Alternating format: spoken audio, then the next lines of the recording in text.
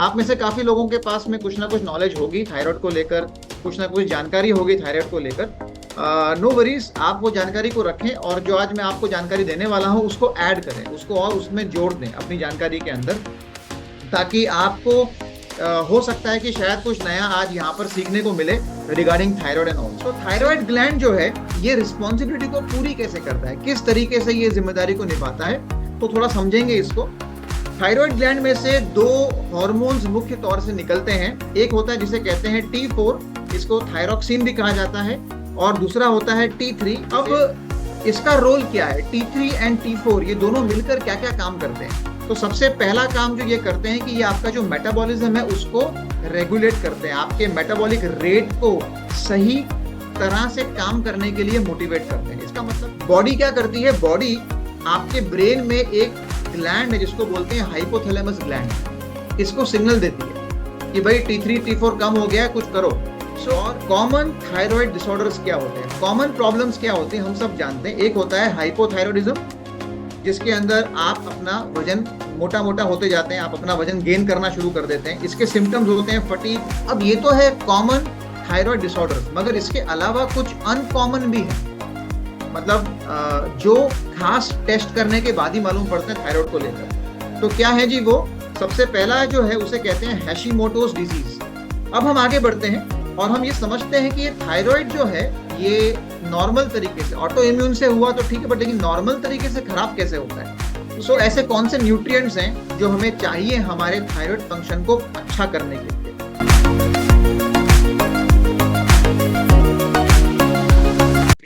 Good evening, all. I am Sangeeta Rangaya, wellness coach and host for today's program.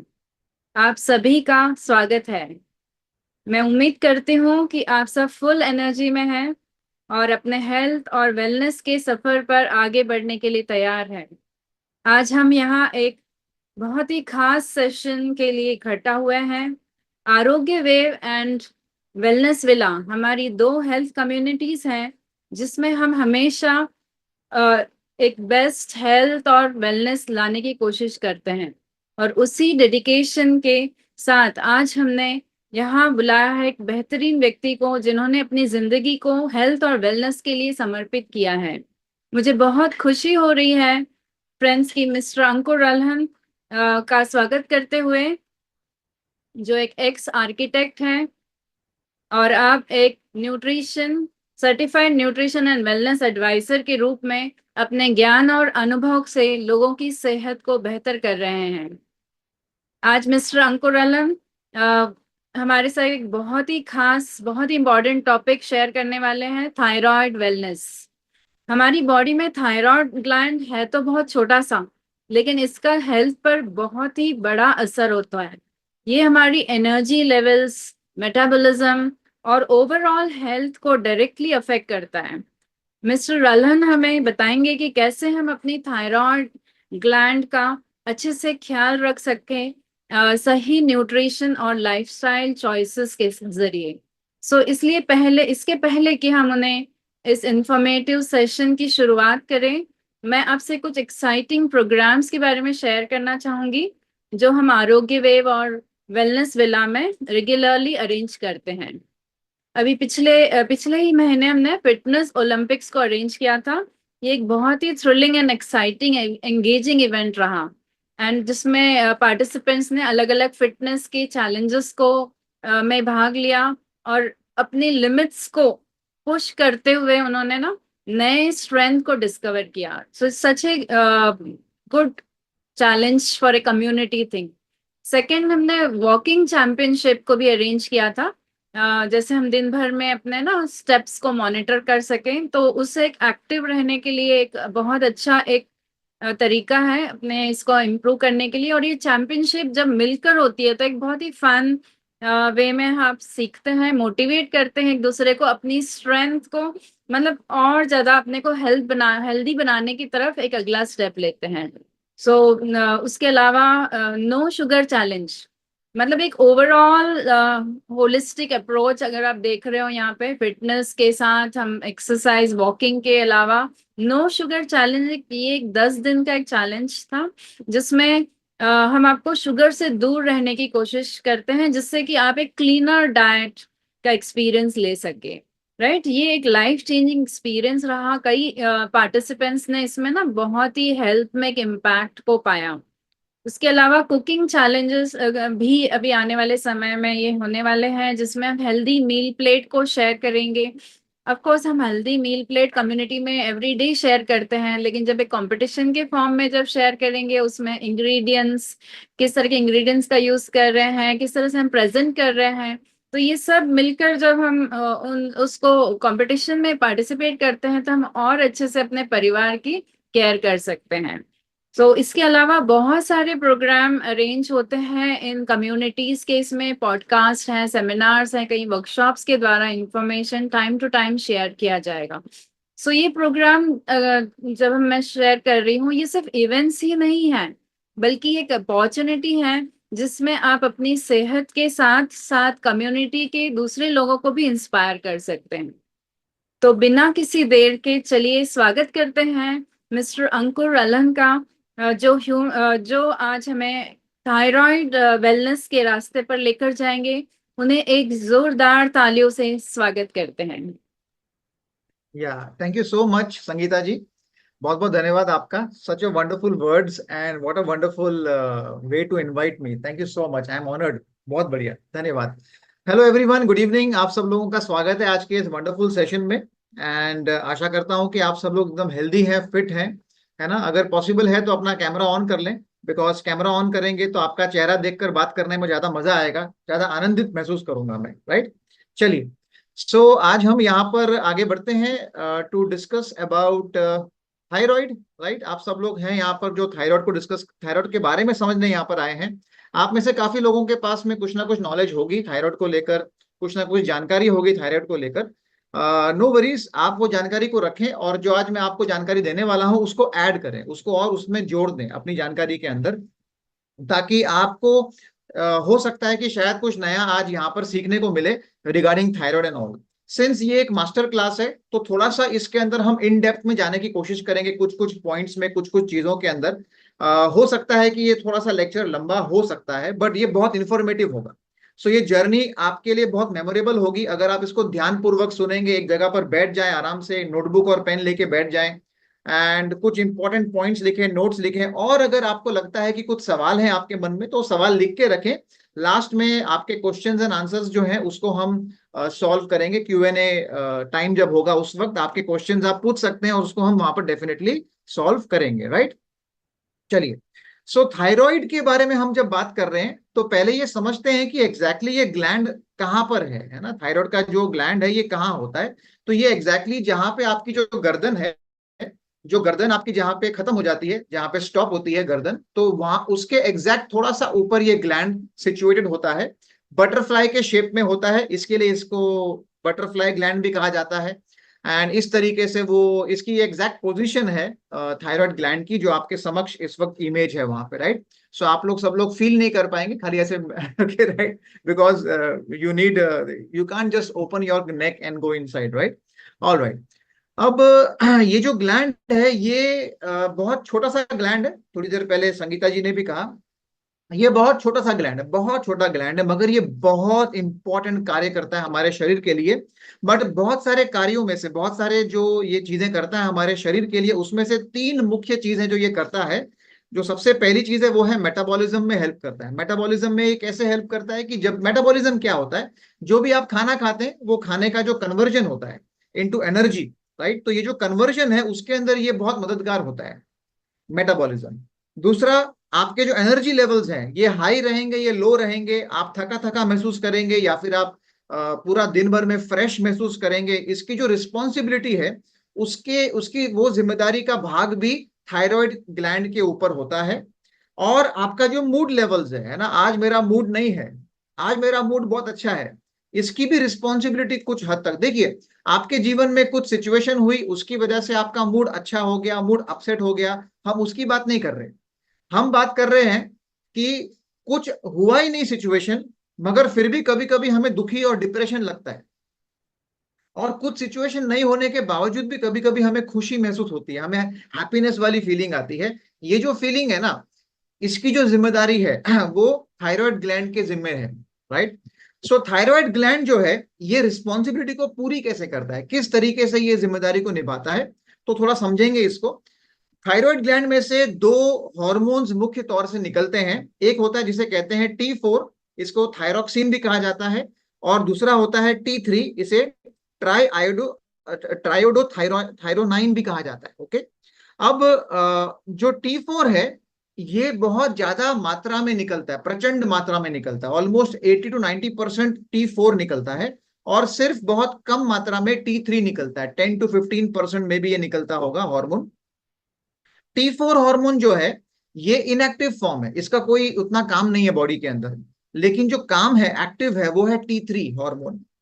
सो जब भी body को कोई जरूरत पड़ती है कुछ चीज की, ये मतलब थायराइड के जो निकलने वाले हार्मोन से कुछ बन करना है कुछ काम, राइट, तो उस वक्त जो T4 हमारे ब्लड में दौड़ रहा होता है उसको लीवर में लेके जाया जाता है, और लीवर में उसका कन्वर्जन होता है इनटू T3।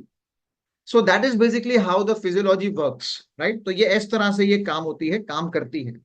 अब इसका रोल क्या है, T3 एंड T4 ये दोनों मिलकर क्या क्या काम करते हैं। तो सबसे पहला काम जो ये करते हैं कि ये आपका जो मेटाबॉलिज्म है उसको रेगुलेट करते हैं, आपके मेटाबॉलिक रेट को सही तरह से काम करने के लिए मोटिवेट करते हैं। इसका मतलब क्या हुआ कि आप जो भी खाना खाते हैं वो खाना जो है वो दो भागों में डिवाइड होता है बॉडी के अंदर। ध्यान से सुनना मेरी बात। एक, वो खाना या तो चर्बी बनेगा, फैट बनेगा, या फिर वो बनेगा एनर्जी, ऊर्जा बनेगा। ओके, आपने देखा होगा कई बार ऐसा होता है कि कुछ लोग इतना खाते हैं, इतना खाते हैं, इतना खाते हैं, फिर भी पतले रहते हैं, और कुछ लोग थोड़ा सा भी खाते हैं और वेट उनको पकड़ जाता है, राइट। ये होता है बिकॉज ऑफ BMR, जिसे बोलते हैं बॉडी का basal metabolic rate, metabolic rate. Okay, ये जो BMR है इसका जो कंट्रोल है, इसका जो कंट्रोल है वो T3 और T4 हार्मोन के हाथ में होता है, राइट। कि भाई आपने जो खाना खाया वो खाने में से कितना प्रतिशत एनर्जी बना दिया जाए, कितना प्रतिशत वो फैट में कन्वर्ट कर दिया जाए, तो ये जिम्मेदारी इसकी होती है। और उसके साथ साथ में जितना भी फूड एनर्जी की तरफ जा रहा है उसमें से भी एनर्जी मैक्सिमम निकले, उसकी भी रिस्पॉन्सिबिलिटी T3 एंड T4 की होती है। ऑलराइट, तो ये हमें बहुत अंडरस्टैंड करना जरूरी है, ये इसका सबसे इंपॉर्टेंट काम है T3 एंड T4 का। दूसरा इंपॉर्टेंट काम क्या है कि ये ग्रोथ एंड डेवलपमेंट के अंदर भी अपना रोल प्ले करता है, अपना रोल निभाता है। सेल्स के जो ग्रोथ होते हैं, सेल्स का जो डिवीजन होता है, खास करके बचपन में, चाइल्डहुड के अंदर, राइट, एडल्सन्स के अंदर भी, उसकी रिस्पॉन्सिबिलिटी भी T3 एंड T4 के हाथ में होती है। ऑलराइट, हमारी बोन और मसल के डेवलपमेंट की भी जो रिस्पॉन्सिबिलिटी है कि भाई हड्डियां और जो हमारी मांसपेशियां हैं उनकी भी अच्छे से ग्रोथ हो, उनका भी डेवलपमेंट हो अच्छे से, वहां पर भी वहां पर भी T3 एंड T4 जो है वो अपना बहुत अच्छा रोल प्ले करते हैं, उनको मजबूती देने में, स्ट्रेंथनिंग करने में, राइट। तो ये इसका सेकेंड मुख्य कार्य है ग्रोथ एंड डेवलपमेंट में। यही नहीं, इसके अलावा तीसरा काम जो T3 एंड T4 करते हैं वो है आपके कार्डियोवास्कुलर सिस्टम के लिए। आपकी जो हार्ट रेट है, आपका जो ब्लड प्रेशर है ना, वो ज्यादा हाई होगा, लो होगा, हाई बीपी होगा, लो बीपी होगा, कौन सा बीपी आप करेंगे, राइट, उसकी रिस्पॉन्सिबिलिटी और जिम्मेदारी भी T3 एंड T4 हार्मोन के हाथ में होती है। बिकॉज ये क्या करते हैं जी, ये आपके ब्लड प्रेशर को रेगुलेट करते हैं by affecting the strength and flexibility of the blood vessels. Alright, तो ये आपको अंडरस्टैंड करना पड़ेगा कि ये हमारे हार्ट के लिए भी बहुत जरूरी है, हमारे ब्लड प्रेशर जो है उसके लिए भी बहुत जरूरी रोल प्ले करते हैं T3 एंड T4। ध्यान रखिएगा एक एक पॉइंट। चौथा, आपका जो नर्वस सिस्टम है इसमें भी T3 एंड T4 का रोल आता है ब्रेन के डेवलपमेंट में। खास करके जब एक फीमेल जब प्रेग्नेंट होती है तो उस वक्त जो छोटा फीटस होता है, फीटस, राइट, उसकी जो ब्रेन की डेवलपमेंट होनी होती है वहां पर भी T3 T4 का काफी अच्छा रोल प्ले होता है। बचपन में भी रोल प्ले होता है बहुत बार। ये बुद्धिशील है, मंद बुद्धि है, ये बच्चा कितना स्ट्रांग याद शक्ति है, इसकी रिस्पॉन्सिबिलिटी बहुत सारे अलग अलग वाइटामिन, मिनरल्स और अमाइनो एसिड पे होती है, मगर उसके साथ साथ में उसके शरीर में से निकलने वाले T3 एंड T4 हार्मोन्स के ऊपर भी डिपेंडेंट होता है वो। ऑलराइट, यही नहीं, आपका जो कॉग्निटिव फंक्शन होता है, राइट, उसको भी ये प्रॉपर तरीके से सपोर्ट करता है T3 एंड T4। आपके मूड कैसे चलेंगे, आपका ओवरऑल मेंटल हेल्थ कैसे होगा, आप डिप्रेस्ड फील करेंगे या फिर आप हैप्पी फील करेंगे, एंग्जाइटी लेवल आपकी बहुत ज्यादा है नहीं है, ये बहुत सारी चीजें जो हैं ये सब कनेक्टेड होती हैं T3 एंड T4 के प्रॉपर काम के साथ में। तो ये उसका चौथा काम हो गया। पांचवा काम, आपके शरीर का बॉडी टेम्परेचर को मेंटेन करके रखना। सी हमारा जो शरीर है इसमें एक टिश्यू, एक एक स्पेशल टाइप का टिश्यू होता है। उस टिश्यू को बर्न करने का काम, उसको एनर्जी में कन्वर्ट करना, ताकि वो जो एनर्जी होती है उससे हीट पैदा होती है। खास करके जब ठंडी के अंदर आप बैठे हो, ठंडी के मौसम में आप रहते हो, तो बॉडी की जो इंटरनल हीट होती है वो इस T3 एंड T4 के उस प्रक्रिया से वो बनती है। सो आपके शरीर के अंदर का टेम्परेचर को कंट्रोल करके रखना, ये काम भी T3 एंड T4 संभालते हैं। ओके, अगला, आपके बॉडी में प्रोटीन का सिंथेसिस करना। इसका मतलब क्या हुआ कि आप जो भी खाना खाते हैं जिसके अंदर प्रोटीन है, उस प्रोटीन को अमाइनो एसिड में कन्वर्ट करना बॉडी में, और अमाइनो एसिड से उसको अपने अलग अलग टिश्यूज में ग्रोथ के लिए इस्तेमाल करना, रिपेयर के लिए इस्तेमाल करना, मेंटेनेंस के लिए इस्तेमाल करना, वो जो काम लेके आना है सब चीजों का, है ना, वो काम भी T3 एंड T4 के हाथ में होता है। और यही नहीं, आपका जो लिपिड मेटाबॉलिज्म होता है, जो फैट भी आप खाते हैं, वो फैट को भी कन्वर्ट करना अलग अलग प्रकार के फैट्स में बॉडी के अंदर, और उसको सही इस्तेमाल में लेकर आना, ये काम भी T3 एंड T4 के हाथ में होता है। राइट, सो आप देख रहे हैं कितना सारा काम कर रहा है बेचारा T3 T4 राइट, दो जन मिलके, है ना। यहीं पर स्टॉप नहीं हुआ है, और भी है राइट। ठीक है, your mood and cognitive function, मैं पहले भी इसके बारे में हल्का सा बात कर चुका हूं, लेकिन आपका जो मेंटल हेल्थ है ना, राइट, आपका मूड लेवल्स, आपके मेंटल हेल्थ, यही नहीं, आपकी अलर्टनेस, क्लास में बैठा हुआ है बच्चा, या फिर आप भी बैठे हैं आज यहाँ पर मेरी बात सुन रहे हैं, आप अलर्ट हैं, या फिर बोलिए सर और बोलिए, राइट, T3 T4 गेम खेल रहा है आपके साथ में। ओके, और मेरी बात सुनने के बाद में याद रख पाते हैं कि सर मैं तो भूल गया, ओहो मैं तो भूल गई, आपने ये बताया था। T3 T4 गेम खेल रहे हैं आपके साथ। ओके, तो यहां पर भी इनका बहुत बड़ा रोल होता है T3 एंड T4 के अंदर। ठीक है, T3 एंड T4 का। And gastro intestinal function. Okay, आपकी जो डाइजेस्टिव मोटिलिटी होती है, आप जो खाना खाते हैं वो खाना आपके स्टमक में जाता है, स्टमक के बाद जब वो जाता है इंटेस्टाइन के अंदर, आपकी आंतों में जाता है, स्मॉल इंटेस्टाइन, लार्ज इंटेस्टाइन, उसमें वो धीरे धीरे आगे मूव करता है ना वो मूव करने के लिए जो मूवमेंट है, बॉवेल मूवमेंट जिसे हम कहते हैं, उसमें भी T3 T4 अपना रोल प्ले करता है। सो देखिए कितना सारा काम करता है T3 and T4। So don't you think so कि ये बहुत इंपॉर्टेंट है हार्मोन हमारे बॉडी में, राइट। अब इतना सारा काम जो मैंने आपको बताया, ये जो मैंने आपको 8 चीजें बताई, अगर इसमें कुछ डिसरप्शन होता है, मतलब थायराइड ग्लैंड अगर थोड़ा सा अंडर परफॉर्म करता है या ओवर परफॉर्म करता है, तो नेचुरली ये जितनी भी आठों के आठों चीजें मैंने आपको शेयर की हैं, यही उसका सिम्टम बन जाती है, क्योंकि इन्हीं इन्हीं के परफॉर्मेंस के अंदर कमी हो जाती है, और वहीं से आपकी बीमारियां जो है वो शुरू हो जाती है। राइट, ठीक है, थायराइड को कनेक्टेड। अब हम समझते हैं कि ये एक्चुअली में वर्क कैसे करता है, थायराइड हॉर्मोन्स का काम कैसे है, थोड़ा फिजियोलॉजी में जाने की ट्राई करते हैं। जो मैंने आपको ये पिछले 8 चीजें बताई, जब भी शरीर को ऐसा लगता है कि ना T3 एंड T4 के रोल का थोड़ा कमी हो गया है, मतलब इसकी थोड़ी सी क्वांटिटी कम हो गई है ब्लड के अंदर, तो बॉडी क्या करती है, बॉडी आपके ब्रेन में एक ग्लैंड है जिसको बोलते हैं हाइपोथैलेमस ग्लैंड, इसको सिग्नल देती है कि भाई T3 T4 कम हो गया है, कुछ करो। और याद रखें, हाइपोथैलेमस ग्लैंड जो है ना, ये सबसे इंपॉर्टेंट ग्लैंड है, बिकॉज बॉडी में जितने भी ऑर्गन्स हैं जहां से हॉर्मोन्स प्रोड्यूस होते हैं, वो सारे ऑर्गन्स को स्टिमुलेट करने का काम हाइपोथैलेमस के पास होता है। पूरा शरीर डायरेक्टली उनके जाके नहीं बोलता है। इट्स लाइक दिस वे, आपको अगर प्राइम मिनिस्टर तक कुछ बात पहुंचानी है, तो आप डायरेक्टली प्राइम मिनिस्टर को जाकर नहीं मिलते हैं, आप पहले नीचे कोई गवर्नमेंट ऑफिस में जाते हैं लोकल, वहां पे क्लर्क को कुछ बोलते हैं, वो वहां पे कुछ बोलता है, वो आगे मैनेजर को बोलता है, ऐसे जाते जाते ऊपर तक जाती है बात।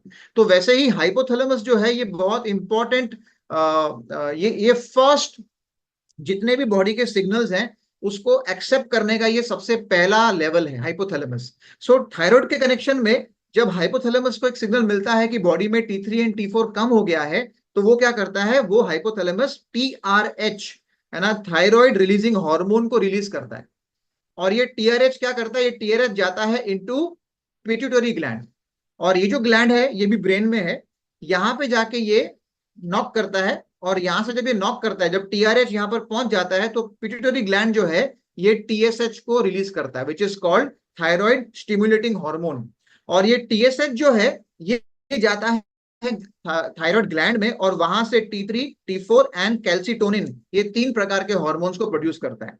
कैल्सिटोनिन के बारे में आज हम उतना डिस्कस नहीं करेंगे, बट कैल्सिटोनिन का खाली इतना बता सकता हूं आपको कि हमारे बॉडी में जो कैल्शियम और उसका एब्जॉर्प्शन कितना लेवल पे होगा, बोन्स की कंडीशन कैसी रहेंगी, स्ट्रांग रहेंगी, वीक रहेंगी, वो ये हार्मोन के ऊपर डिपेंड रहता है, calcitonin. Okay, that's why T3 T4, that's why thyroid gland जो है ना, ये बहुत इंपॉर्टेंट ग्लैंड है हम सभी के शरीर में। इसलिए आप देखेंगे जिस भी व्यक्ति को इसकी समस्या होनी शुरू होती है ना, उनकी हड्डियां भी कमजोर होनी शुरू हो जाती हैं, उनका आलसीनेस भी होना शुरू हो जाता है, उनके मूड्स चेंज होने शुरू हो जाते हैं, उनका डाइजेशन की प्रॉब्लम शुरू हो जाती है ना, ब्लड प्रेशर की प्रॉब्लम शुरू हो जाती है, वो सारी समस्याएं हो जाती है, जिस जिसका काम उसको करना था वो कर नहीं पा रहा, तो वो सारी समस्याएं शुरू हो जाती है, राइट। दैट्स वाई इसका ध्यान रखना बहुत जरूरी है। मगर ध्यान रखने से पहले हमको ये समझना है कि थायराइड को लेकर अलग अलग टाइप की प्रॉब्लम्स एक्चुअली होती कैसे हैं और हैं क्या, right. So common thyroid disorders क्या होते हैं, कॉमन प्रॉब्लम्स क्या होती हैं, हम सब जानते हैं। एक होता है हाइपोथायरॉयडिज्म, जिसके अंदर आप अपना वजन मोटा मोटा होते जाते हैं, आप अपना वजन गेन करना शुरू कर देते हैं। इसके सिम्टम्स होते हैं fatigue, weight gain and depression. अगर आपको बिना काम किए भी थकावट लग रही है, सुबह रात भर इतना अच्छा सोए 7-8 घंटे, और उठने के बाद में भी आपको लगता है कि यार मेरा तो एकदम दिन ही एकदम मतलब थका हुआ ही लग रहा है मेरे को, तो आपको अपना थायराइड टेस्ट कर लेना चाहिए। आपका अगर वेट गेन होते जा रहा है, होते जा रहा है, होते जा रहा है, तो भी आपको कर लेना चाहिए थायराइड का टेस्ट, राइट। आप डिप्रेशन में है, बेवजह डिप्रेशन में है, कुछ नहीं हुआ तो भी डिप्रेशन में है, राइट, ठीक है, तो भी आपको एक बार अपने डॉक्टर को जाके पूछना चाहिए कि should I check my thyroid और not. Okay, but that is a common disorder जिसको कहते हैं हाइपोथायरॉयडिज्म। ओके, या हाइपोथायरॉयड हम कहते हैं। दूसरा होता है हाइपर थायरॉयड, हाइपरथायरॉयडिज्म, जो पतले होने वाला थायराइड हम कहते हैं, जिसमें आप पतले होते रहते हैं। इसमें आप वेट लॉस फील करते हैं, राइट, वेट आपका लूज होना शुरू होता है, आपकी हार्ट बीट है ना फास्ट हो जाती है, रैपिड हार्ट बीट हो जाती है, right, it becomes very fast. Okay, so आप में से काफी लोग हैं जिनका मैंने वन ऑन वन काउंसलिंग भी किया है, तो अगर आपको याद हो तो मैंने क्वेश्चन भी पूछा था आपको बीच में कि आपकी हार्ट रेट आपको कभी कभी स्पीड में होती हुई समझ में आती है क्या। यही चेक करने की कोशिश था कि आपका थायराइड ग्लैंड के बारे में कुछ क्वेश्चन वो मैं पूछने की ट्राई कर रहा था, right, that's what the purpose about that question was, right. So weight loss, rapid heart beat and anxiety level बहुत बढ़ जाता है। स्मॉल स्मॉल चीजों के ऊपर भी आपके मन में एंग्जाइटी जो है, स्ट्रेस जो है, टेंशन जो है ना, ज्यादा आनी शुरू हो जाती है, राइट। तो ये उसके कॉमन सिम्टम्स हैं हाइपरथायरॉइड के और हाइपोथायरॉइड के। अब ये तो है कॉमन थायरॉइड डिसऑर्डर्स, मगर इसके अलावा कुछ अनकॉमन भी हैं, मतलब जो खास टेस्ट करने के बाद ही मालूम पड़ते हैं थायराइड को लेकर। तो क्या है जी वो, सबसे पहला जो है उसे कहते हैं हैशीमोटोस डिजीज। हैशीमोटोस डिजीज क्या होता है, ये एक ऑटो इम्यून कंडीशन है, जिसमें आपका जो इम्यून सिस्टम है वो अपने थायराइड ग्लैंड को ही डैमेज कर देता है, और जिसकी वजह से T3 एंड T4 का प्रोडक्शन बंद हो जाता है या कम हो जाता है।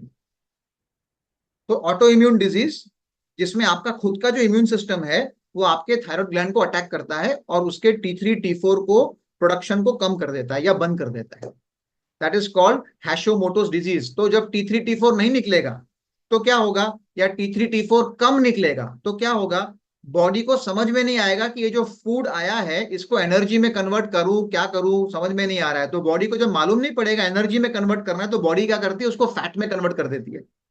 And that's why hypothyroid and Hashimoto's disease के अंदर आदमी मोटा होना शुरू हो जाता है, बिकॉज T3 T4 का एब्सेंस है, कोई गाइड करने वाला नहीं है। फूड से फूड खाया, उससे ग्लूकोज बॉडी में आ गया, अब वो ग्लूकोज को एनर्जी में कन्वर्ट करे या फैट में कन्वर्ट करे, उसका गाइडेंस देने के लिए खड़ा ही नहीं है T3 T4। तो दैट्स वाई फिर बॉडी अपना डिसीजन खुद बनाती है कि चलो कोई बात नहीं, आ तो गया ग्लूकोज, बाद में देखेंगे इसको फ्यूचर के लिए, तो उसको अभी फैट में कन्वर्ट कर, that's why people start becoming fat. Okay, दूसरा होता है अनकॉमन डिसऑर्डर, जिसे कहते हैं ग्रेव्स डिजीज।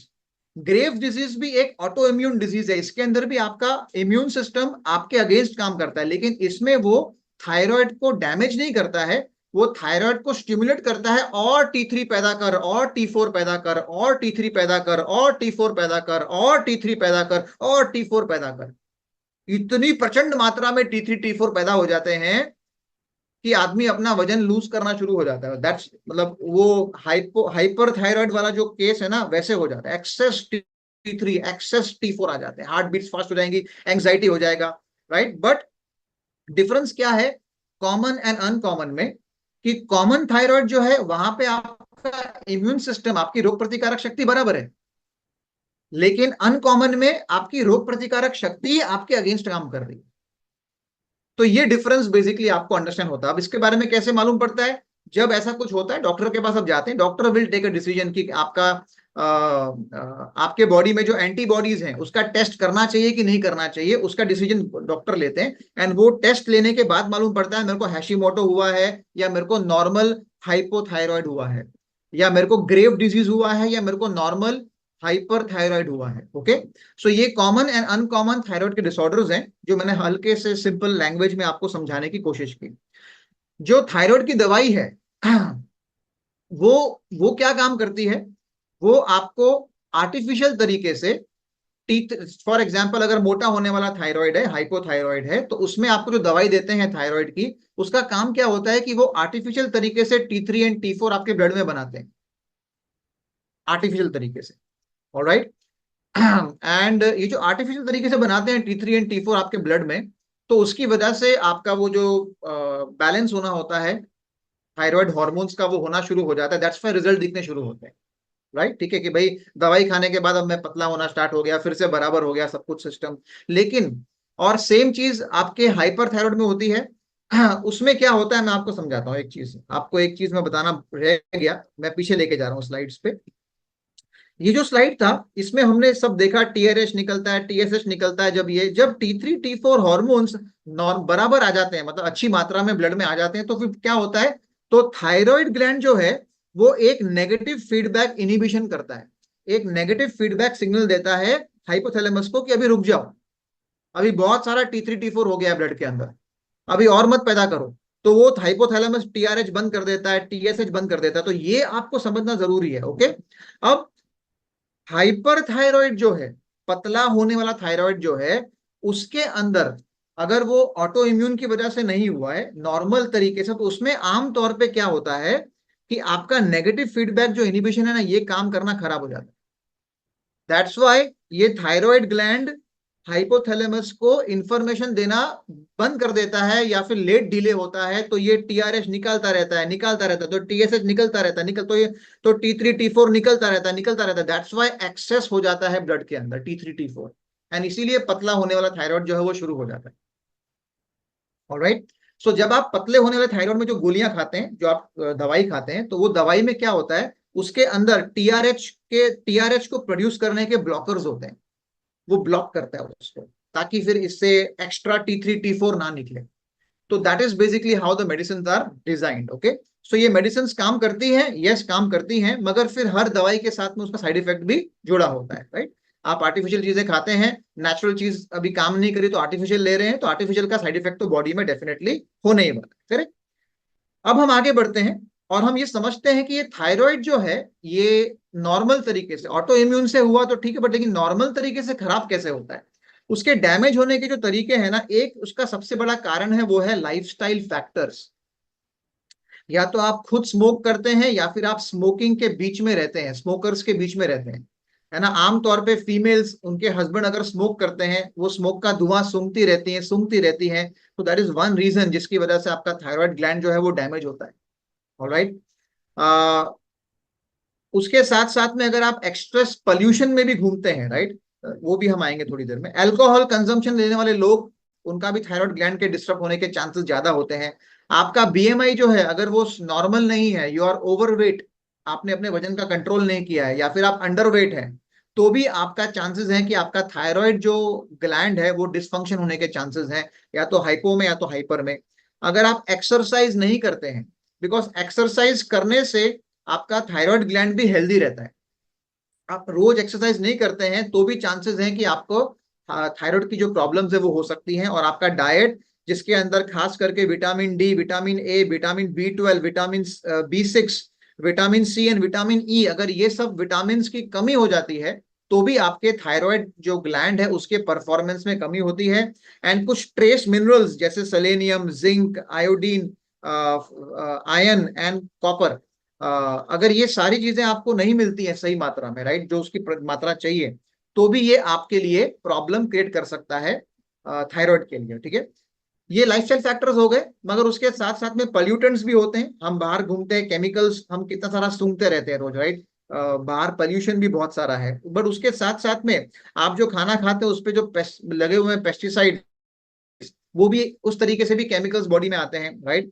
वो तो है ही है, मगर अलग अलग तरह के ऐसे ऐसे केमिकल्स हैं जो आपके घर के अंदर ही छुपे हुए हैं, है ना। खास करके आपके जो प्लास्टिक के डब्बे, प्लास्टिक की बोतल में पानी पीना, प्लास्टिक के डब्बे में टिफिन लेकर जाना, उसके अंदर जो केमिकल है वो केमिकल डायरेक्टली थायराइड ग्लैंड को इंपैक्ट करता है।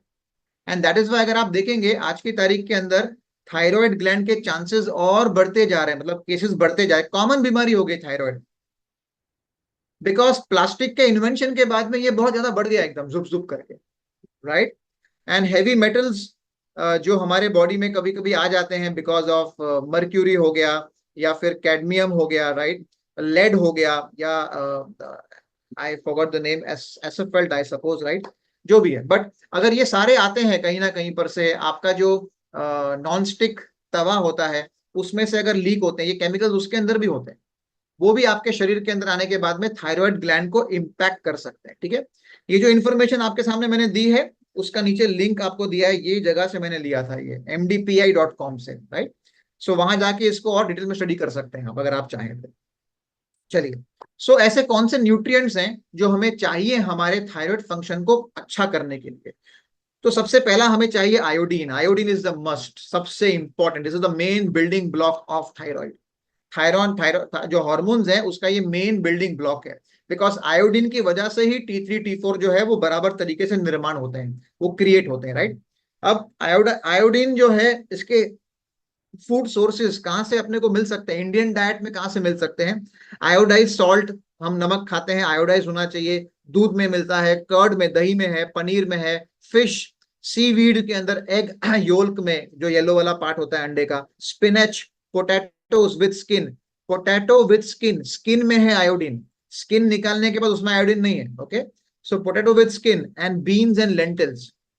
अब इसमें चैलेंज जो है वो एक है कि ये पोटैटो, बीन्स, लेंटिल, स्पिनच, या फिर कोई भी और जो यहाँ पर वेज नॉन वेज सोर्स है, इसमें जो हम कुकिंग करते हैं ना, जब हम बॉइलिंग करते हैं, बॉइलिंग, ओके, उसके अंदर आयोडीन खत्म हो जाता है उस फूड में से, फिर बचता नहीं आयोडीन उसके अंदर।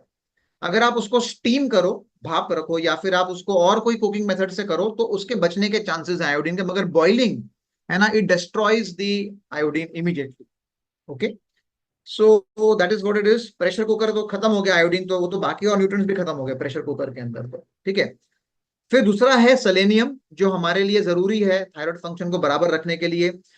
इसका सबसे इंपॉर्टेंट काम है कि T4 को T3 में कन्वर्ट करना लीवर के अंदर, वहां पे सेलेनियम बहुत बड़ा रोल प्ले करता है। और उसके साथ साथ में सेलेनियम जो है थायराइड ग्लैंड को बचाता है फ्रॉम ऑक्सीडेटिव स्ट्रेस। कहां से मिल सकता है ये हमें? Brazil nuts. Brazil nuts India का नहीं है, ब्राजील का है, मगर ये एक बहुत बेस्ट सोर्स है सेलेनियम का। सनफ्लावर के बीज, राइस, होल व्हीट आटा, ओट्स, राजमा, चना, मसूर दाल, मूंग दाल, चिकन, मटन, फिश, फिश में कौन सी? टूना, सर्डाइंस, सार्डाइंस, बाद में मिल्क, दही, पनीर, गार्लिक, ऑनियन, ये सब सोर्सेज हैं इंडियन किचन में आपके सेलेनियम के। अगेन, जो कुकिंग मेथड है, अगर वो बेकिंग है, स्टीमिंग है, तो सेलेनियम बचा रहेगा, लेकिन अगर वो एक्सेस बॉइलिंग है तो सेलेनियम खत्म हो जाएगा, ओके। जिंक, तीसरा एसेंशियल हार्मोन। ये हार्मोन प्रोडक्शन में जो T3 T4 बाहर निकलते हैं, आयोडीन तो उसका मेन स्ट्रक्चर बनते हैं, बट लेकिन उसको बाहर निकालना, थायराइड ग्लैंड से बाहर निकालने में सहायता करने में जिंक जो है बहुत इंपॉर्टेंट रोल प्ले करता है, ओके। और आपके थायराइड ग्लैंड की इम्यूनिटी को बढ़ाता है, ताकि बाहर से कोई उस पर अटैक ना कर सके जर्म्स, उससे बचाने के लिए भी जिंक हेल्प करता है। हमें इंडियन किचन में चना, मसूर दाल, मूंग दाल, तुअर दाल, राजमा, पंपकिन सीड्स, सनफ्लावर सीड्स, बादाम, काजू, आप स्क्रीनशॉट ले सकते हैं इसका, इतना सब याद रहेगा नहीं आपको। Whole wheat, rice, oats, milk, curd, paneer, chicken, mutton, egg yolk, fish में sardine, tuna, salmon, prawns, crabs, spinach and mushroom, इन सब में बेसिकली आपको ये मिलता है zinc. Alright, then comes vitamin D, जो इंपॉर्टेंट है थायराइड के लिए। कहां पर इंपॉर्टेंट, ये थायराइड का इम्यून फंक्शन जो है जिंक की तरह ये स्ट्रॉन्ग करने में हेल्प करता है, और ग्लैंड में अगर कोई इन्फ्लेमेशन या सूजन आ गई है उसको कम करने में हेल्प करता है विटामिन डी, थायराइड ग्लैंड का। ओके, इंडियन किचन में अगर देखेंगे तो fish, sardines, mackerel, tuna, rohu, egg yolk and sun exposed mushrooms, अंधेरे में बने मशरूम्स नहीं, okay right, sun expose mushrooms अगर हैं तो उसमें विटामिन डी मिलेगा। और अगर ये सब आप नहीं भी खाते हैं तो आप धूप में भी जाके उसको ले सकते हैं, उसकी भी एक अलग प्रक्रिया होती है बॉडी के अंदर बनने की, राइट। सो खैर ये कुछ 4 ऐसे न्यूट्रिएंट्स हैं जो एसेंशियल हैं थायराइड फंक्शन के लिए। इसके अलावा ट्रेस मिनरल्स बहुत सारे हैं, इसके अलावा बहुत सारे और भी चीजें हैं, बट ये 4 मेन हैं। अगर ये 4 चीजों के ऊपर फोकस किया जाए हमारे डाइट में तो हमारे थायराइड फंक्शन को अच्छा होने में हेल्प कर सकता है, नंबर 1। एंड नंबर 2, अगर आपको ऑलरेडी है थायराइड तो आप इन सब फूड ग्रुप्स का या फूड चीजों का आप सेवन करने के बारे में प्लान कर सकते हैं with the right cooking method, तो that will basically help you to improve your thyroid का थिंग, राइट। ओके, नाउ अभी फूड कौन से अवॉइड करने चाहिए थायराइड के पॉइंट ऑफ व्यू से, तो हमें अवॉइड करना चाहिए गोइट्रोजेनिक फूड।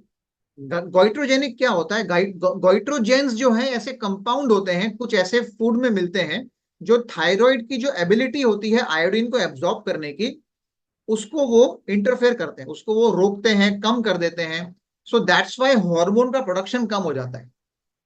अब जो ये गोइट्रोजेन कंपाउंड्स हैं, ये जैसे फॉर एग्जांपल कच्चा कैबेज, कच्चा ब्रोकोली, कच्चा कॉलीफ्लावर, कच्चा ब्रुसल, या ब्रुसल के जो स्प्राउट्स हम बनाते हैं, या फिर काले, इन सब चीजों के अंदर ये बेसिकली अवेलेबल होते हैं। आपको अगर थायराइड है तो आपको इन चीजों का सेवन कम करना चाहिए, मे बी नहीं करना चाहिए ऐसे नहीं, उसमें और भी बहुत सारे न्यूट्रिएंट्स हैं, मगर हफ्ते में एक बार आप करेंगे या 15 दिन में एक बार करेंगे इनफ है। और प्लस इनको कभी भी कच्चा नहीं खाना, कोई भी चीज में, चाहे वो सलाद के रूप में भी हो, कच्चा नहीं खाना, इसको पका के ही खाना, ताकि वो गोइट्रोजेन जो है पकने की वजह से वो कंपाउंड कम हो जाए, उसका इफेक्ट कम हो जाता है। ओके, बट अगर आपको थायराइड है तो ये सब फूड ग्रुप्स हैं, ये आपको 15 दिन में एक बार खाने की मैं सलाह दूंगा, मेरा सजेशन आपको रहेगा, ठीक है। कंप्लीटली बंद नहीं, बट कच्चा नहीं खाना इसको, ठीक है। सो ये आप याद रखेंगे, रॉ नहीं खाना बस। दूसरा जो है, आपको अगर थायराइड है तो आपको सोए प्रोडक्ट्स जो है उसको आपको अवॉइड करना पड़ेगा। That will not help you, because सोए जो है उसमें होता है फाइटो एस्ट्रोजन, ये जो कंपाउंड है ये थायराइड हार्मोन प्रोडक्शन को डायरेक्टली इंटरफेयर करता है। ओके, सो आपको जितने भी सोए प्रोडक्ट्स अगर हैं, तो अगर थायराइड है तो आपको उसको अवॉइड करना चाहिए। सोए मिल्क है, टोफू है, टेम्पे है, या फिर कोई और सोए बेस्ड प्रोडक्ट है, आपको उसको अवॉइड करना चाहिए। सो दैट एंड अगर आप कंज्यूम करना भी चाहते हैं सोए का कोई प्रोडक्ट रेगुलर बेसिस के ऊपर, तो आपको एक बैलेंस डाइट बनाने के लिए मूव करना चाहिए। अपने आप से फैसला नहीं लेना चाहिए, उसके लिए आपको कोई एक हेल्थ केयर प्रोवाइडर या कोई न्यूट्रिशनिस्ट या हमारे जैसे कोई हेल्थ एक्सपर्ट्स, उनसे आपको कांटेक्ट बनाकर अपने लिए डाइट प्लान बनाना चाहिए कि भाई हमको सोया खाना है तो हम कैसे खाएं, कितनी मात्रा में खाएं, ताकि सोया का जो इम्पैक्ट है वो बाकी और फूड ग्रुप को मिक्स करके हम उसको अवॉइड कर सकें, ठीक है। हाँ, दूसरा एक चीज आपको अगर थायराइड है तो आपको अवॉइड करना चाहिए, वो है ग्लूटेन। ग्लूटेन जो है ये खास तौर पे जो हमारे इंडियन डाइट की अगर हम बात करें तो आटे में मिलेगा आपको, ठीक है। और ये क्या करता है, ये ट्रिगर करता है ऑटो इम्यून रिस्पॉन्स को, तो जो बेसिकली आपको धीरे धीरे हैशीमोटो डिजीज की तरफ लेकर जाएगा।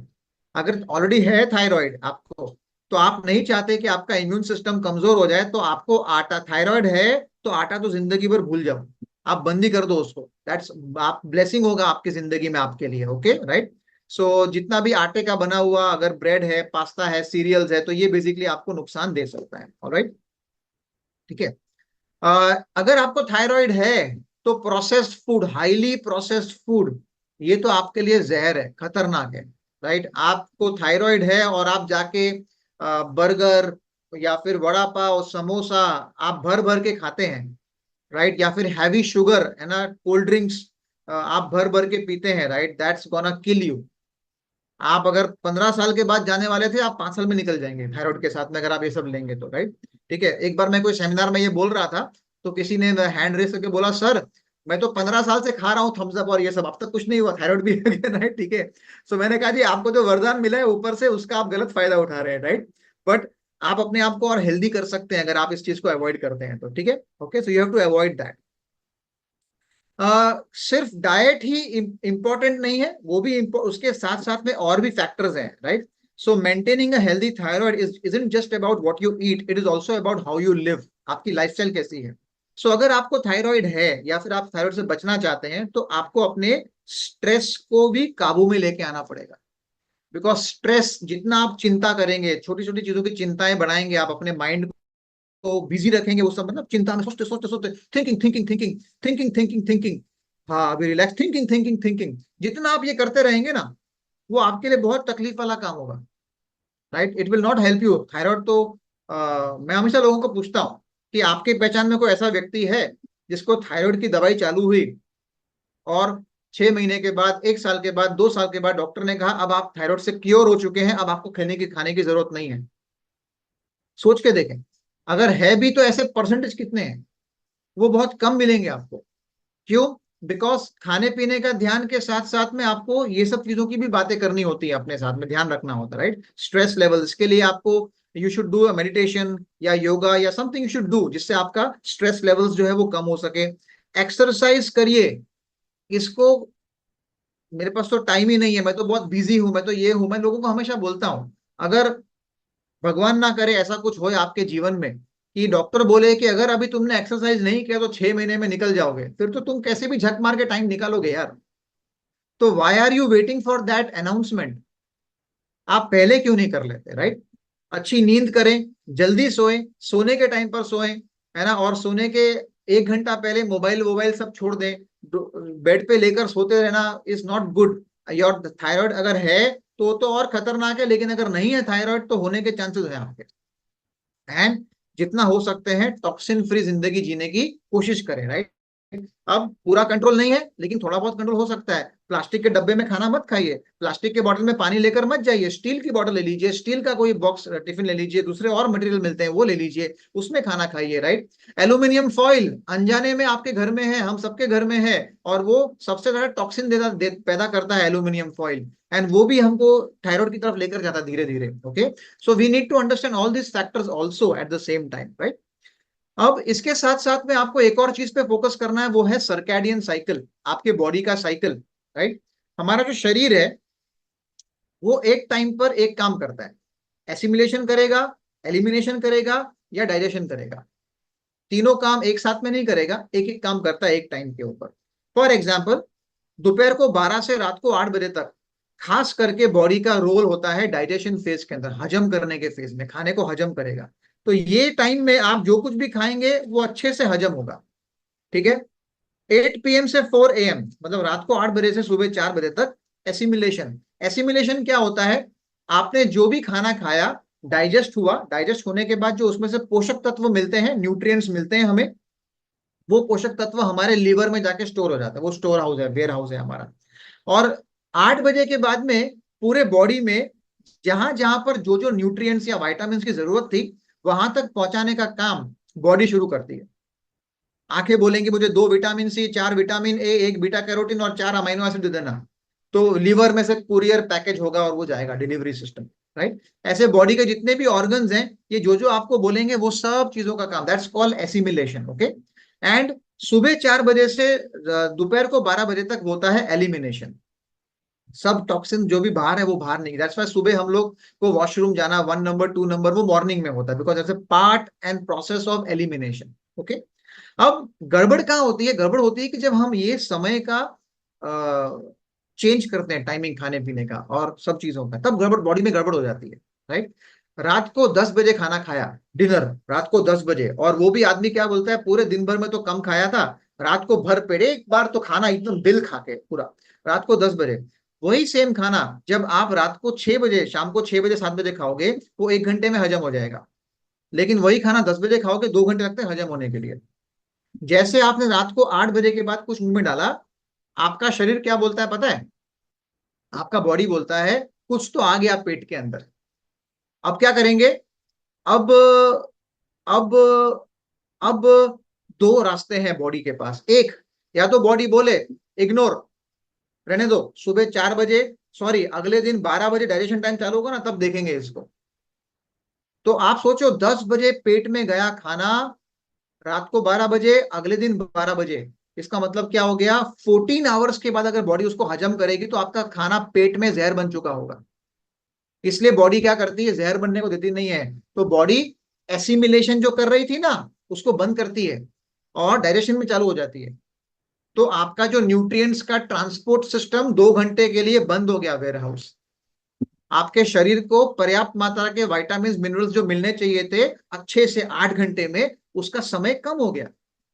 सोने पे सुहागा, 10 बजे खाना खाया, 12 बजे आइसक्रीम खाई, तो 2 और 2 4 घंटे आपका वेयर हाउस बंद हो गया। कॉन्ग्रेचुलेशन। अभी हार्मोन इंबैलेंस नहीं होंगे तो क्या मिलेगा आपको? और जो कुछ लोग जो विटामिन एंड मिनरल्स खाते, सप्लीमेंट्स खाते हैं, रात को 10 बजे 12 बजे, सर आपके विटामिन खाने के बाद तो कुछ फर्क पड़ता ही नहीं है। कैसे फर्क पड़ेगा तेरे को? 10 बजे खाता है, 12 बजे तक, 1 बजे तक, तेरा 2 3 घंटे तो रोज वेयर हाउस बंद रहता है। वो खाने के बाद भी वो बेचारा वेयर हाउस में बैठा हुआ है, vitamin C, vitamin A, vitamin E, they are waiting for their turn, कि कब। एंड आपने खाना खा लिया, अगले दिन एक्सपायर, बॉडी को बाहर निकलना पड़ता है लीवर में से। Right, there is no use, you are wasting your money on supplements अगर आप टाइम पे बराबर खाना नहीं खाते हैं तो। ओके, तो ये भी एक रीजन है जिसकी वजह से थायराइड जो है वो डिस्फंक्शन होता है बहुत बार। एंड लोग गोलियां खाते हैं, गोलियां खाते हैं, सर गोली का पावर बढ़ते जा रहा है, गोली का पावर बढ़ते जा रहा है, डॉक्टर और पावरफुल गोली दे रहे हैं हमको। देगा ही ना, बिकॉज आपको लग रहा है कि गोली खाने से सब ठीक हो जाएगा। सब ठीक नहीं होने वाला है। आपको अपने लाइफस्टाइल को चेंज करना पड़ेगा, डाइट को चेंज करना पड़ेगा। तब डाइट को चेंज नहीं किया, लाइफस्टाइल को चेंज नहीं किया, तब तो ये प्रॉब्लम पे आए ना। इसको ठीक करने के लिए फिर से उसको रिवर्स करना पड़ेगा ना, सब चीजों को। Right, that's what is important. Okay, उसके साथ साथ में आपको अपनी मील प्लेट पे काम करना पड़ेगा, जहां पे आपकी जो थाली है खाने की, उसमें 50% होना चाहिए वेजिटेबल्स, सैलड होना चाहिए 50%, 25% प्रोटीन जिसमें नॉनवेज या वेज जो भी प्रोटीन सोर्स है वो आ गया, एंड 25% कॉम्प्लेक्स कार्बोहाइड्रेट। ये थाली का सिस्टम जो है ना, ये आपको आपके बॉडी को मजबूत और हेल्दी करने में हेल्प करता है। अदरवाइज आप टेढ़ा मेढ़ा थाली जब खाते रहते हैं तो सब कुछ है ना, कभी कभी लोग नॉनवेज खाते हैं और चावल खाते हैं, तो चावल से मिला कार्बोहाइड्रेट, नॉनवेज से मिला प्रोटीन, विटामिन मिनरल्स किधर गया आपका? सब्जी तो थी नहीं उसके अंदर, तो सब्जी मिली ही नहीं आपको। You need to have a balance like this. कभी कभी लोग है ना, नाम के लिए सब्जी खाते हैं, सब्जी नाम के लिए, थोड़ा सा खाली 1 चम्मच डाल देना बस। एंड 4 रोटी दाल के साथ में, दाल भी कार्बोहाइड्रेट, रोटी भी कार्बोहाइड्रेट। राइट, और आपका पेट में गया सिर्फ कार्ब्स, कोई प्रोटीन कोई का सोर्स नहीं था कोई। तो you have to understand this part. Right, इसकी वजह से भी इम्बैलेंस होता है डाइट के अंदर, एंड दैट्स वाई आपका बॉडी जो है वो सही तरीके से नहीं बैठता है। ओके, अब हर एक व्यक्ति को सब कुछ मालूम होता है। राइट, आप में से बहुत लोगों को बहुत कुछ मालूम भी होगा इसमें से, मगर फिर भी हम फॉलो नहीं करते हैं। राइट, है ना, सुबह उठ के एक्सरसाइज करना अच्छी बात है, सबको मालूम है, लेकिन एक्चुअली कितने लोग करते हैं? सोच के देखो। राइट, आप जिस भी रिलीजन को मानते हैं उसकी धर्म की किताब पढ़ना अच्छी बात है, लेकिन एक्चुअली कितने लोग करते हैं एवरीडे? तो ये वैसा ही होता है कि खाने पीने का ध्यान रखना सबको मालूम है, लेकिन एक्चुअली कितने लोग करते हैं? और हमारे जो आस पड़ोस के फ्रेंड रिलेटिव जो जो बीमार नहीं है, अरे एक दिन चलता है रे, एक दिन चलता है रे, वो एक दिन चलता चलते के चक्कर में आप चल गए इतना तक, हार्मोन डिसबैलेंस तक पहुंच गए। Okay, so you need to be very very discipline with your body and strict with your food diet and everything. तब जाके गेम बनती है, तब जाके शरीर बनता है हेल्दी और अच्छा एंड सेहतमंद। ओके, मरना तो सबको है, एक न दिन सबको मरना है, आपको मरना है, मेरे को मरना है, सब मरेंगे एक दिन, सब लोग जाएंगे ऊपर। लेकिन क्वेश्चन ये है कि कौन हेल्दी होकर जाएगा और कौन तड़प तड़प के जाएगा, ये सवाल है। ठीक है, सो अब हम ध्यान क्यों रख नहीं पाते? क्योंकि हमें एक कंटिन्यूस मोटिवेशन और पुश चाहिए होता है, कोई हमें बार बार याद दिलाए। जैसे आज मेरे सेमिनार में आप बैठे तो आपको अच्छा लगा होगा, हाँ हाँ ओके ओके, बहुत गलतियां मैं कर रहा था, मैं कर रही थी, अब मैं सुधारूंगा सुधारूंगी। 3 दिन तक रहेगा, बाद में भूल जाएंगे। ओके, फिर वापस से कोई आएगा, अरे चल रहे थम्स अप पी ले, थोड़ा पी ले, कोई बात नहीं, चलता है, सब चलता है। ओके, तो that's how we change after 3 days, because 3 दिन के बाद मैं तो रहूंगा नहीं मोटिवेट करने के लिए आपको, तो कैसे आप ध्यान रखेंगे? सो यहाँ पर आरोग्य wave and the wellness villa, ये जो दो हेल्थ कम्युनिटीज हैं, ये बेसिकली आपको सपोर्ट प्रोवाइड कर सकते, they can be your 2 arms, ये आपकी 2 बाहें बन सकती है। राइट, ठीक है, जो बेसिकली आपको हेल्प कर सकती है कंटिन्यूअस मोटिवेशन, कंटिन्यूअस आपको नॉलेज, बिकॉज यहाँ पर प्रोग्राम्स हम अरेंज करते हैं, जो प्रोग्राम्स के अंदर आप जब पार्टिसिपेट करते हैं, आप उस ग्रुप्स का हिस्सा बनते हैं, तो आप उसमें काफी चीजें सीखते हैं, नॉलेज मिलता है। आप उसमें पार्टिसिपेट, आपके डाइट प्लान्स के ऊपर वर्क करते हैं, आपकी थाली पे वर्क करता है। ये थालियां हैं आपके सामने, ये टिपिकल थालियां हैं। जो जो लोगों ने हमारे प्रोग्राम में पार्टिसिपेट किया, उनमें से मैंने कुछ थालियों को चुन के आपके सामने रखा है, राइट। ये सब थालियां इम्बैलेंस थालियां हैं। किसी में विटामिन मिनरल्स नहीं है, किसी में कार्बोहाइड्रेट बहुत ज्यादा है, किसी के अंदर, मतलब ये सब टेढ़ी मेढ़ी थालियां हैं। ओके, बट ये ऐसी थालियां आपकी भी होती होंगी, 100% होती होंगी आपकी। लेकिन जब हमने काम करना स्टार्ट किया इनके साथ में, हमारे व्हाट्सएप ग्रुप में इनको एंट्री दिया, मैंने प्रोग्राम में एनरोल किया, साथ में आए, मिलके काम करना स्टार्ट किया, धीरे धीरे इनकी थालियां जो है वो चेंज होनी शुरू हो गई, एंड वो बैलेंस टूवर्ड्स मोर बैलेंस थालियों की तरफ जाने शुरू हो गए। उनके फूड चॉइसेस जो है वो अच्छे होने शुरू हो गए, जिसकी वजह से बॉडी के अंदर काफी सारे बदलाव जो है वो आने शुरू हो गए, राइट। सो हम जो रेगुलर प्रोग्राम्स अरेंज करते हैं, उसमें से हमारा जो अगला बैच है, बॉडी डिटॉक्स बैच, वो स्टार्ट होने वाला है। बैच नंबर 8 वो शुरू होगा 24 अगस्त को। उसका लास्ट रजिस्ट्रेशन डेट है 21 अगस्त को, राइट। एंड थोड़ी देर में मैं चैट का जो ग्रुप है उसके माध्यम से I will be sharing the link, registration link भी शेयर करूंगा। अगर आप इंटरेस्टेड हैं तो डेफिनेट रजिस्टर कर सकते हैं आप, ठीक है। रजिस्ट्रेशन करने के बाद क्या होगा, एक काउंसलिंग होगी आपकी हमारे साथ में। Counselling is absolutely free, there is no charges for counselling, ठीक है। We do counselling free.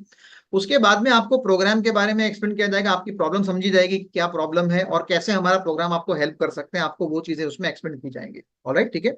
So thank you so much everyone, आशा करता हूं कि आपको अच्छा लगा हो। एंड अगर